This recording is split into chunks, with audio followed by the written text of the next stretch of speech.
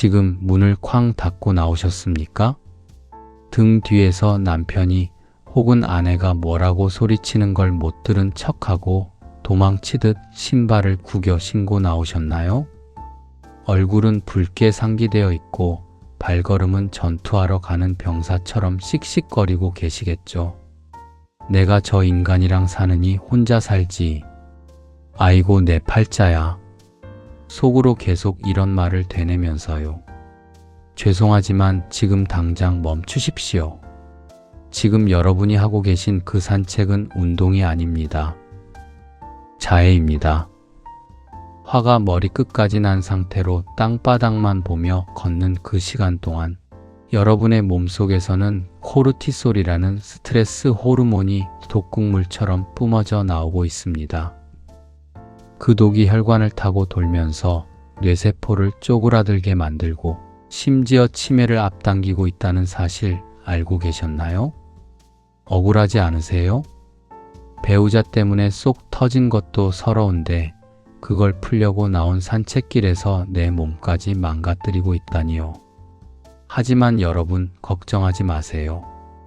똑같이 화가 나서 나왔어도 걷는 방법을 딱 이것 하나만 바꾸면 상황은 180도 달라집니다. 방금까지 혈관을 타고 흐르던 독성 물질이 싹 사라지고 마치 보약 한 제를 들이킨 것처럼 뇌가 맑아지는 기적 같은 산책법이 있습니다. 심지어 이 방법으로 30분을 걷고 집에 들어가면요. 그렇게 꼴 보기 싫던 남편이 바가지 긁던 아내가 조금은 짠해 보이고 예뻐 보이기까지 합니다. 거짓말 같으시죠? 미국 캘리포니아 대학 연구진과 뉴욕 타임스가 밝혀낸 늙지 않는 뇌의 비밀. 돈 한 푼 안 들지만 효과는 수백만 원짜리 시술보다 강력한 이것. 지금부터 귀 쫑긋 세우고 들어주세요. 여러분의 남은 인생을 바꿀 30분이 시작됩니다. 반갑습니다. 산책길 가족 여러분. 방금 오프닝 듣고 어머 내 얘기네 하면서 뜨끔하신 분들 많으시죠? 사실 우리 나이에 부부 사이가 마냥 좋기만 하다면 그게 더 이상한 겁니다. 30년, 40년. 지겨울 때도 됐고 미울 때도 됐죠. 사랑보다는 전우애로 아니면 불쌍해서 데리고 산다는 마음으로 버티는 날들이 더 많지 않습니까? 오늘 첫 번째 사연은 부산에 사시는 60대 김모 여사님이 보내주셨습니다. 이분 얼마 전에 남편 때문에 경찰서까지 갈 뻔했다고 합니다. 도대체 무슨 일이 있었는지 그 기가 막힌 사연 속으로 들어가 봅니다. 저희 남편이 정년퇴직한 지 딱 2년 됐습니다. 퇴직하고 첫 1년은 아주 가관이었습니다. 러닝셔츠 바람으로 소파랑 한 몸이 돼서 리모컨만 돌리는데 그 뒷모습만 봐도 밥맛이 뚝 떨어지는 거예요. 여보, 좀 씻어라. 나가서 운동이라도 좀 해라 해도 들은 척도 안 하던 양반이었습니다. 그런데 한 달 전부터 이 인간이 수상해졌습니다. 아침에 일어나면 샤워부터 싹 하고요. 장롱 깊숙이 처박혀 있던 등산복을 꺼내 입는데 색깔도 아주 요란합니다. 빨강, 파랑. 거기다가 안 바르던 스킨로션을 찹찹 바르는데 냄새가 진동을 해요. 그러고는 거울 앞에서 머리를 빗어 넘기면서 콧노래를 흥얼거리는 겁니다. 나 공원 좀 걷다 올게. 목소리에도 애교가 섞였어요. 여자의 촉이 딱 오지 않습니까? 아, 이거 100%다. 늙어서 주책이라더니 여자가 생겼구나. 손발이 부들부들 떨리더군요. 어쩐지 요즘 핸드폰을 손에서 안 놓더라니. 제가 며칠을 끙끙 앓다가 사단이 난 그날 작정을 하고 뒤를 밟았습니다. 남편이 공원 입구로 들어가더군요. 저도 모자와 마스크로 얼굴을 가리고 첩보 영화 찍듯이 나무 뒤에 숨어서 따라갔습니다. 한참을 걷던 남편이 벤치에 털썩 앉더라고요. 그러더니 주머니에서 핸드폰을 꺼내는데 세상에 얼굴에 웃음꽃이 활짝 피었습니다. 저한테는 30년 동안 한 번도 안 보여주던 그 환한 미소를 핸드폰 화면에 대고 날리는 거예요. 그러고는 입모양으로 중얼중얼거리는데 제가 독순술은 못해도 그건 딱 알겠더군요. 아유 예쁘다. 참 곱다. 어쩜 이렇게 색깔이 붉을까? 그 순간 제 이성의 끈이 툭 끊어졌습니다. 눈앞이 하얘지면서 저도 모르게 튀어나갔어요. 벤치 뒤에서 남편 등짝을 잇는 힘껏 후려갈기면서 소리를 질렀습니다. 이 늙은 여우야. 도대체 어떤 년이 그렇게 예쁘냐. 당신이 드디어 노망이 났구나. 아이고, 세상에. 공원 한복판에서 난리가 났겠네요. 상상이 가시죠? 등산복 입은 남편은 기겁해서 나자빠지고 마스크 쓴 아내는 씩씩거리고 주변 사람들은 무슨 구경 났나 하고 쳐다봤을 거고요. 남편분이 너무 놀라서 눈이 휘둥그레진 사이 김 여사님이 잽싸게 그 핸드폰을 낚아챘습니다. 어디 그년 얼굴 좀 보자 하고 화면을 켰는데 그 자리에 김 여사님이 얼어붙고 말았습니다. 화면에 뭐가 있었을까요? 새파랗게 젊은 여자? 아니면 동창회에서 만난 첫사랑? 아니었습니다. 화면 가득 새빨간 단풍잎 사진 한 장이 찍혀 있었습니다. 그것도 아주 가까이서 햇빛을 받아 반짝반짝 빛나는 단풍잎을 확대한 사진이었죠. 남편분은 억울해서 팔짝팔짝 뛰면서 그러더랍니다. 아니, 문화센터에서 사진 강좌 듣는다고 했잖아. 숙제로 예쁜 거 찍어오라고 해서. 단풍이 너무 고와서 찍고 있었는데 왜 사람을 때려? 알고 보니 남편분은 지나가는 여자가 아니라 가을 햇살을 머금은 단풍잎을 보면서 아이고 예쁘다, 곱다 하고 감탄하고 계셨던 겁니다. 그리고 그 사진을 찍어서 아내인 김 여사님한테 카톡으로 보내주려고 글귀를 고민하던 중이었대요. 김 여사님 쥐구멍에라도 숨고 싶으셨겠죠. 그런데 말이죠. 여기서 진짜 중요한 포인트는 오해가 아닙니다. 김 여사님이 미안해서 남편 얼굴을 가만히 뜯어봤는데 뭔가 이상하더래요. 그 칙칙하고 주름 자글자글하던 남편 얼굴이 마치 소년처럼 환하게 펴져 있더라는 겁니다. 눈빛은 반짝거리고 볼에는 생기가 돌고 정말 바람난 사람처럼 보일 정도로 얼굴이 10년은 젊어져 있었던 거죠. 도대체 남편분은 산책하면서 뭘 드셨길래 보약 한 첩 안 먹고 이렇게 회춘할 수 있었던 걸까요? 여러분 잘 생각해 보세요. 남편분이 젊어진 게 단순히 사진을 찍어서일까요? 아닙니다. 여러분도 꽃구경 가서 사진 많이 찍어 보셨잖아요. 사람들에 치여서 빨리 찍어. 다음 장소 가야 해. 하면서 숙제하듯이 찍은 사진은 아무 효과가 없습니다. 오히려 피곤하기만 하죠. 김 여사님 남편분에게는 있었지만 여러분의 산책에는 빠져있는 결정적인 한 가지. 이것이 없으면 만보를 걷든 2만보를 걷든 말짱 도루묵입니다. 그 비밀은 바로 감탄입니다. 다른 말로 경이로움이라고 하는데요. 우리가 입을 떡 벌리며 와 하고 소리낼 때의 그 느낌입니다. 뇌과학적으로 설명해 드릴게요. 우리가 나이가 들면 왜 자꾸 깜빡깜빡하고 감정이 무뎌질까요? 뇌가 익숙함이라는 감옥에 갇히기 때문입니다. 똑같은 인테리어의 거실, 매일 보는 남편, 10년째 걷는 공원. 뇌는 이걸 새로운 정보로 받아들이지 않고 그냥 흘려보냅니다. 뇌세포가 일을 안 하고 쉬는 거죠. 그런데 남편분처럼 단풍잎 하나를 뚫어져라 쳐다보면서 와, 색깔이 어쩜 이렇지? 인맥이 핏줄처럼 선명하네? 하고 감탄하는 순간 뇌세포의 번개가 칩니다. 주인님이 뭔가 새로운 걸 발견했다. 모두 깨어나라 하고 비상벨을 울리는 거죠. 이때 뇌 속에서는 기적 같은 일이 벌어집니다. 우울증을 만드는 나쁜 단백질은 씻겨 내려가고 행복을 느끼게 하는 도파민과 옥시토신이 펑펑 솟구칩니다. 김 여사님 남편분의 얼굴이 환하게 핀 건 비싼 화장품 때문이 아니라 바로 이 천연 호르몬 샤워를 했기 때문입니다. 자, 그럼 여기서 질문이 생깁니다. 작가님, 좋은 말인 건 알겠는데 우리 동네는 시멘트 바닥뿐이고 남편은 꼴 보기 싫고 나는 사는 게 너무 팍팍해서 감탄할 게 없어요.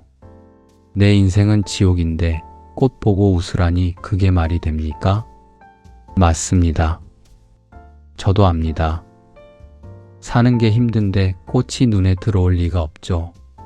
하지만 이어지는 두 번째 사연을 들으시면 생각이 바뀌실 겁니다. 앞서 말씀드린 것처럼 화가 나서 걷는 것보다 더 위험한 것이 있습니다. 바로 외로워서 걷는 것입니다. 마음이 텅 빈 채로 터덜터덜 걷다 보면 땅이 꺼질 것 같은 한숨만 나오고 다리에는 힘이 하나도 들어가지 않죠. 두 번째 사연의 주인공, 서울에 사시는 70대 박 아버님의 이야기가 바로 그렇습니다. 아마 이 이야기를 들으시면서 남몰래 눈물 훔치시는 분들 꽤 많으실 것 같네요. 작가님, 저는 평생 가족을 위해 일만 했습니다. 그게 가장의 의무인 줄 알았고 내 자식들 입에 밥 들어가는 것만 봐도 배가 불렀습니다. 내 옷 한 벌 사입는 건 벌벌 떨면서도 아이들 패딩 점퍼는 백화점에서 제일 좋은 걸로 사입혔죠.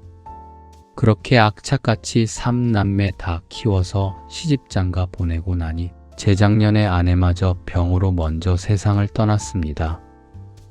40평 아파트에 저 혼자 덩그러니 남더군요. 넓은 집에 혼자 앉아 있으면 벽시계 가는 소리만 뚝딱 뚝딱 하고 들리는데 그 소리가 제 수명을 갉아먹는 소리 같아서 가슴이 조여옵니다. 지난 추석 때였습니다. 오랜만에 자식들이 다 모였는데 자기들끼리 밥 먹으면서 쑥덕거리더군요. 그러더니 큰아들이 조심스럽게 말을 꺼냅니다. 아버지, 집도 너무 넓어서 관리하기 힘드시잖아요.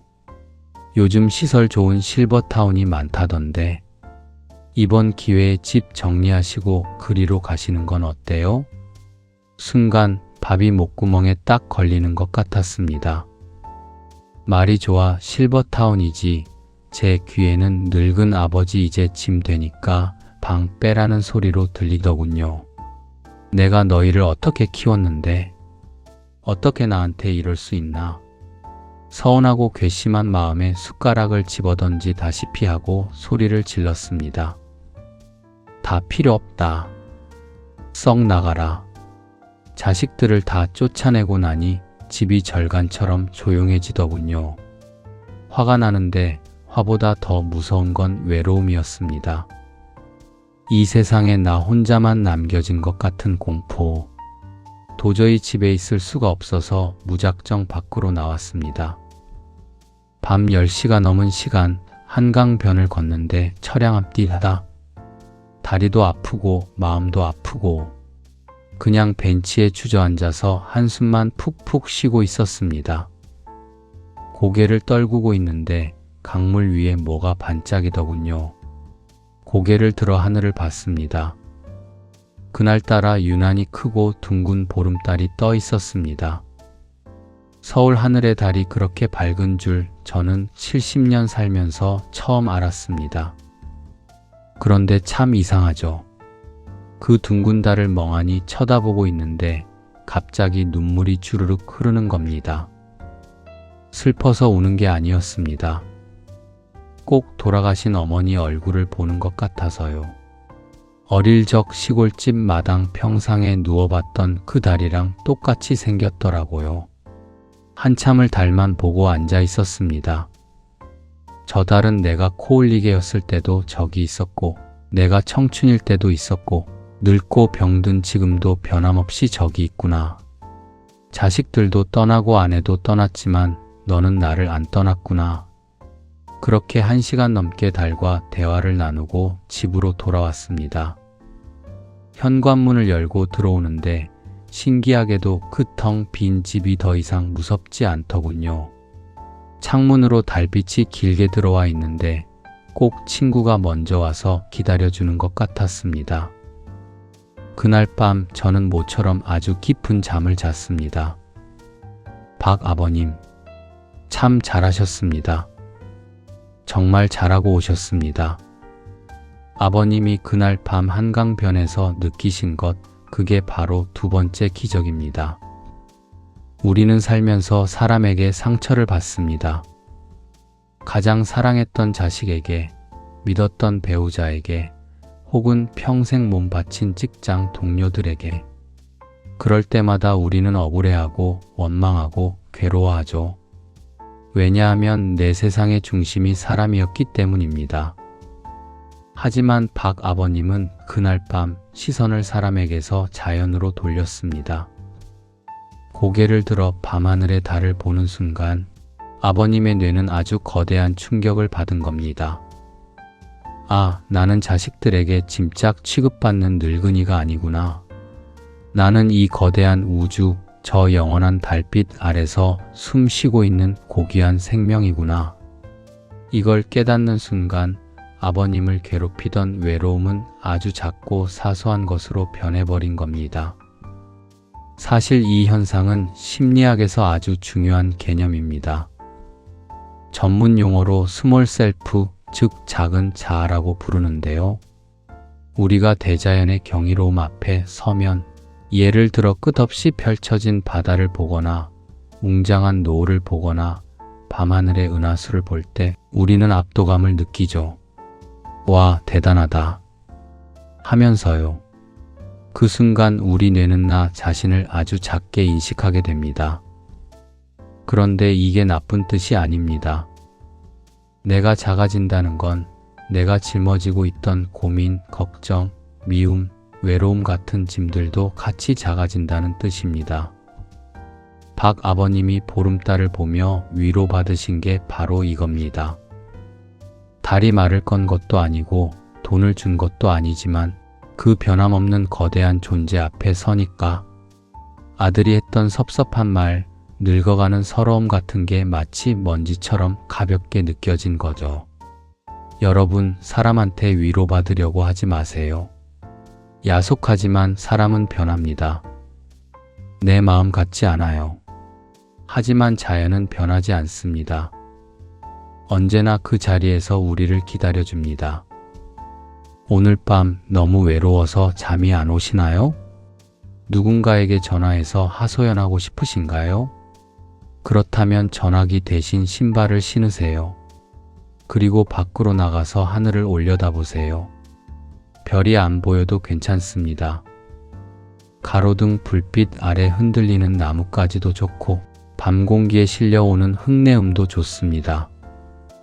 그것들을 가만히 느끼면서 이렇게 생각해 보세요. 나 혼자가 아니구나. 이 나무도, 저 바람도, 저 달도 다 나와 함께 이 밤을 보내고 있구나. 이것이 바로 종교보다 더 깊은 영적인 포만감입니다. 이 느낌을 한 번이라도 맛본 사람은 절대 고독사하지 않습니다. 자연이라는 가장 강력하고 든든한 친구가 평생 옆에 있기 때문입니다. 자, 그런데 여기서 또 현실적인 고민이 생기시죠? 내가 사는 곳은 빌딩 숲이고 창문 열면 앞집 벽밖에 안 보입니다.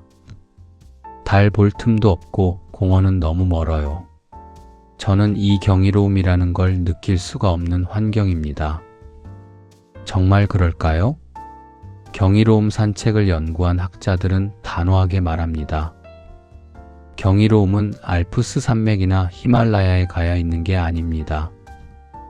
여러분이 매일 쓰레기 봉투를 들고 나가는 그 골목길, 매일 장 보러 가는 슈퍼마켓 가는 길에도 기적은 숨어 있습니다. 다만 우리가 그것을 보는 눈, 즉 렌즈를 끼지 않았을 뿐이죠. 내일 당장 여러분의 동네를 세상에서 제일 신비로운 여행지로 바꾸는 방법. 돈 한 푼 안 들이고 할 수 있는 구체적인 3가지 렌즈 끼는 법을 알려드리겠습니다. 이 방법대로만 하시면 내일 아침 산책길은 30년 동안 다니던 그 지루한 길이 아닐 겁니다. 뉴욕 타임스가 극찬하고 뇌과학자들이 보증하는 경이로움 산책. 이걸 하려고 비싼 돈 들여서 스위스 알프스로 갈 필요 없습니다. 제주도 올레길? 물론 좋지만 거기까지 갈 시간이 어디 있습니까? 우리의 목표는 하나입니다. 내일 아침 여러분이 문을 열고 나서는 바로 그 순간 매일 보던 지겨운 동네 풍경을 보약으로 바꾸는 겁니다. 지금부터 제가 알려드리는 딱 3가지만 기억하고 나가세요. 이대로만 하시면 여러분의 뇌는 30분 만에 완전히 다시 태어납니다. 첫 번째 방법, 5살짜리 꼬마의 안경을 쓰세요. 무슨 말이냐고요? 여러분, 손주들 데리고 나가보셨죠? 애들은 산책 진도가 안 나갑니다. 가다가 개미 한 마리 보이면 쭈그리고 앉아서 우와, 할머니 이거 봐 하고 소리 지르고 지나가다 강아지 똥만 봐도 깨아르르 넘어가고 신기해합니다. 세상 모든 게 처음이라서 그렇습니다. 내일 산책 나가실 때 여러분의 눈을 5살대로 되돌리세요. 그냥 걷지 마시고 사물을 아주 가까이서 들여다보세요. 보도블록 틈새를 비집고 나온 이름 모를 잡초. 그냥 지나치면 잡초지만 쭈그리고 앉아서 10초만 쳐다보면 기적이 보입니다. 야, 너는 흙 한 줌 없는 시멘트 바닥에서 어떻게 뿌리를 내렸냐? 잎사귀가 참 앙증맞다. 남의 집 담벼락에 핀 장미꽃 멀리서 보지 마시고 코를 박고 들여다보세요. 꽃잎이 겹겹이 쌓인 모양이 얼마나 정교한지, 그 속에 숨어있는 노란 수술이 얼마나 신비로운지, 그걸 보고 마음속으로 아니 입 밖으로 소리내서 말하세요. 와, 참 신기하게 생겼네. 이 말 한마디를 뱉는 순간 여러분의 뇌는 늙은 뇌에서 호기심 가득한 어린아이의 뇌로 바뀝니다. 이게 첫 번째 비결, 자세히 보기입니다. 두 번째 방법, 일부러 길을 잃어보세요. 우리 뇌는 게으릅니다. 맨날 가던 공원 코스, 눈 감고도 가는 그 길로 가면 뇌는 아, 여기! 나 다 아는 길이야 하고 스위치를 꺼버립니다. 잠을 자는 거죠. 내일은 딱 한 번만 청개구리가 되어보세요. 맨날 왼쪽으로 돌던 사거리에서 오른쪽으로 꺾으세요. 아니면 한 번도 안 들어가 본 좁은 골목길로 쑥 들어가 보세요. 무서울 것 같죠? 아닙니다. 들어서는 순간 낯선 풍경이 펼쳐집니다. 여기 이런 예쁜 대문이 있었네? 이 집 마당 감나무엔 감이 주렁주렁 열렸구나. 새로운 풍경이 눈에 들어오는 순간 여러분의 뇌세포는 기상벨을 울리며 깨어납니다.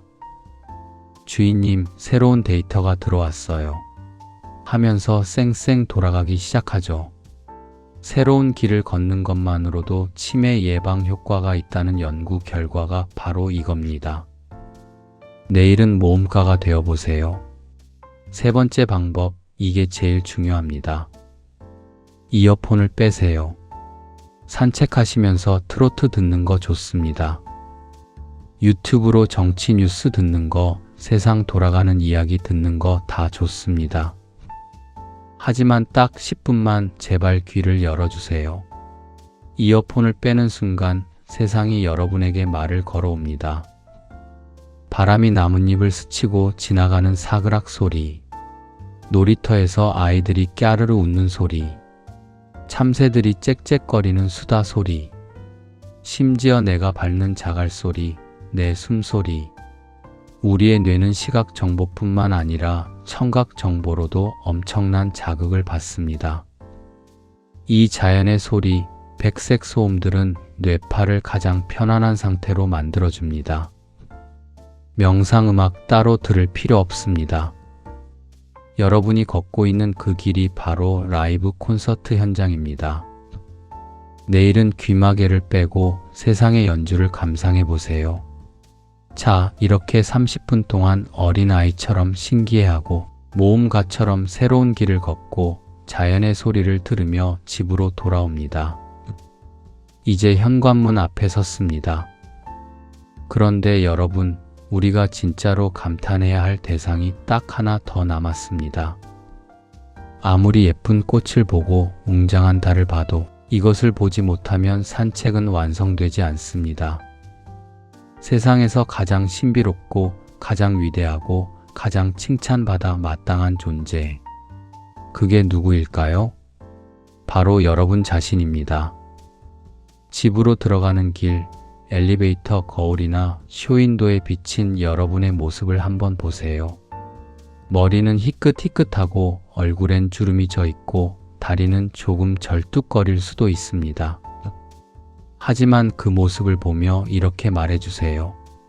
너 여기까지 오느라 진짜 고생 많았다.